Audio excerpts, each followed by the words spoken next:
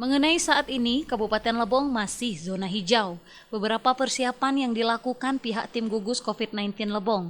Kapolres Lebong AKBP Ihsan Nur SIK mengatakan adanya perkiraan deteksi dini yang ditugaskan oleh Kasat Intel terkait kerawanan baik eksternal maupun internal.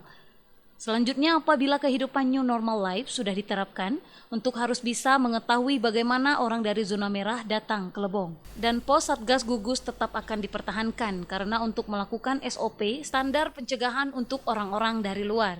Terkait langkah ke depan dari Polres Lebong bersama dengan Satgas COVID-19 Kabupaten Lebong, apabila revisi data tadi kita sudah dimasukkan ke daerah zona hijau, maka saya selaku Wakil Ketua 2 akan mengusulkan kepada Pak Ketua, Pak Bupati, segera kita mengadakan rapat gugus terkait kesiapan dan perencanaan new normal life, di mana yang paling utama adalah memperhatikan nanti perkiraan intelijen atau deteksi dini yang akan saya perintahkan kepada Kasat Intel terkait kerawanan baik eksternal maupun internal.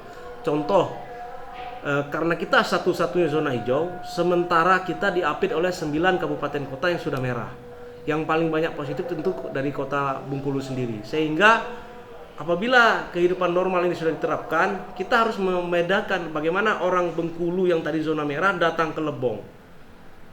Ini harus diapakan. Kemudian pos yang sekarang ada, pos Satgas Gugus, tetap akan kita usulkan dipertahankan karena untuk melakukan SOP standar pencegahan terhadap orang-orang dari zona merah tadi. Tim Liputan Lebong TV melaporkan.